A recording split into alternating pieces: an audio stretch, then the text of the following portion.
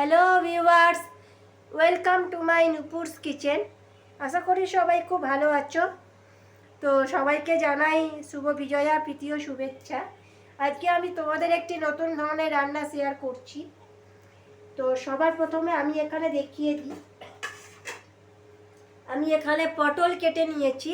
তো তোমরা অবশ্য বলতে পারো যে পটলটা কী দিয়ে আমি বানাবো। তো পটলটা তোমাদের দেখিয়ে রাখছি। ঠিক এরকম এভাবে আমি কেটে নিয়েছি, পুরো খোসা আমি ছাড়াইনি। ঠিক এরমভাবে দাগ দাগ করে পটলগুলো সবগুলো কিন্তু একইভাবে কেটে নিতে হবে। আমি এখানে বাহারি পটল পোস্ত করে দেখাচ্ছি, তার জন্য আমি 6টা পটল নিয়ে নিয়েছি। কড়াইতে খুব সামান্য সর্ষের তেল দিয়ে দেবো। তেল গরম হলেই আমি পটলগুলো দিয়ে দেবো। আর এখানে একটু পোস্ত আর সাদা তিল কাঁচা লঙ্কা পেস্ট করে নিয়েছি। এই রান্নাটা খুব তাড়াতাড়ি হয়ে যায়, খুব বেশি ঝামেলা লাগে না। নিরামিষের দিনে অনায়াসে তোমরা বাড়িতে ট্রাই করে খেতে পারো। আচ্ছা, তেল গরম হয়ে গেছে। এবারে আমি তেলের মধ্যে পটলটা দিয়ে দেবো। তো পটলটা তার মধ্যে আমি একটু সামান্য নুন মাখিয়ে নিচ্ছি। আর এখানে পটলটার সাথে আমি এখানে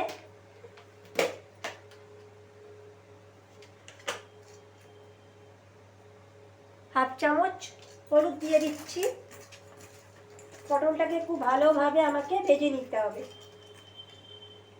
একটু লাল লাল করে পটলটা ভেজে নেব, তাহলে কি হবে, পটলটা কিন্তু ভেতরটা খুব সফট হয়ে যাবে। আমি এখানে বড় বড় পটল নিয়েছি। একটু বড় বড় পটলে এই রান্নাটা খেতে খুব ভালো হয়।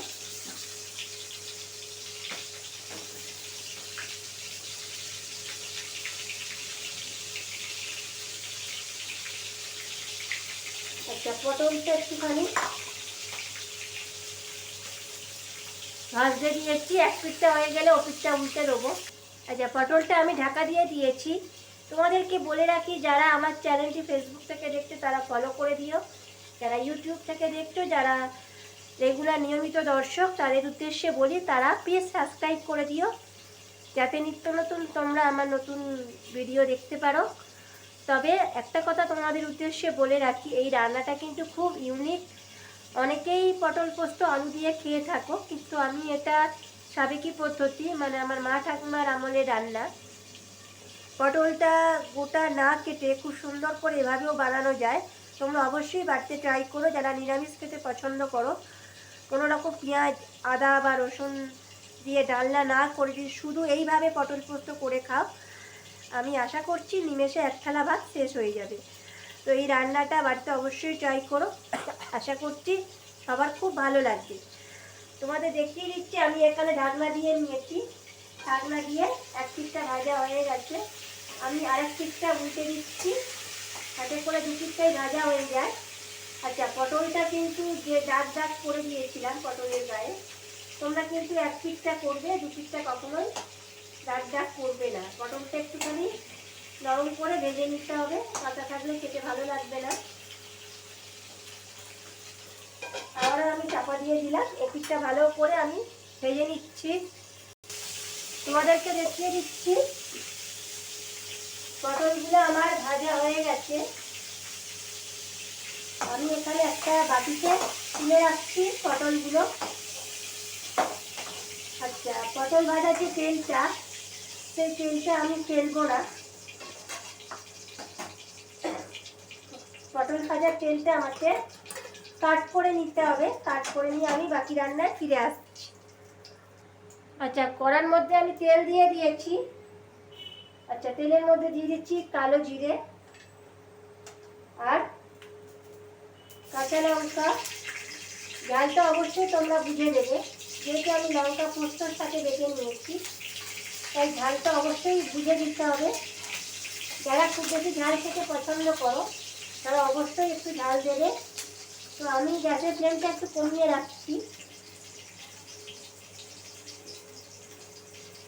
এবার এখানে একটা বাটা মশলা দিয়ে নিয়েছি, হলুদ আর লঙ্কার গুঁড়ো। এটা আমি দিয়ে দিয়েছি জলে গুলে। এবারে আমি দিয়ে দিচ্ছি পোস্ত বাটা, আর দিয়ে দিচ্ছি স্বাদ অনুসারে নুন। এবারে ভালোভাবে আমি মিশিয়ে নেব, খুব ভালো করে। দেখতে পাচ্ছ তোমরা মশলা থেকে একটা তেল ছেড়ে এসেছে। এখানে আমি সাদা তিল বেটে নিয়েছি, তার সঙ্গে ঝালের জন্য নিয়েছি 3টে কাঁচা লঙ্কা। এবারে আমি যেহেতু নুনটা দেওয়া, খুব সামান্য পরিমাণে আমি জল দেবো, খুব বেশি জল দেবো না। এই রান্নাটা একটু গ্রেভি টাইপের হয়, যেহেতু এটা পোস্ত, তাই এটা গায়ে মাখা একটা ব্যাপার থাকে। এবারে ঝোলটা যাতে ফুটে ওঠে একটু ঢাকা দিয়ে রাখছি, তারপরে পটলগুলো আমি দিয়ে দেবো। আচ্ছা, ঝোলগুলো ফুটে উঠেছে। এবারে আমি আগে থেকে ভেজে রাখা যে পটলগুলো দিয়ে দিচ্ছি।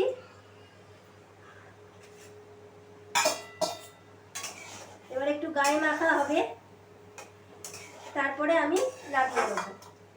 গ্যাসের ফ্লেমটা একটু বাড়িয়ে রাখছি। ঝোলটা আরেকটু আমি ফুটিয়ে নেবো, যাতে পটলের সাথে পোস্তর সমস্ত গ্রেভিটা মিশিয়ে যায়। আচ্ছা, পটল পোস্ত আমার প্রায় রেডি। আমি এখানে গ্যাসের ফ্লেমটা বন্ধ রাখছি।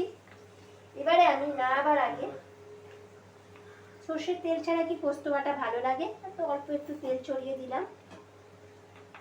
আমার রান্নাটা প্রায় কমপ্লিট। আমি যেরকমভাবে বানালাম তোমরা একইভাবে বানাবে এবং বাড়ির সকলকে খাওয়াবে। ধন্যবাদ, সকলে ভালো থাকবে, নমস্কার।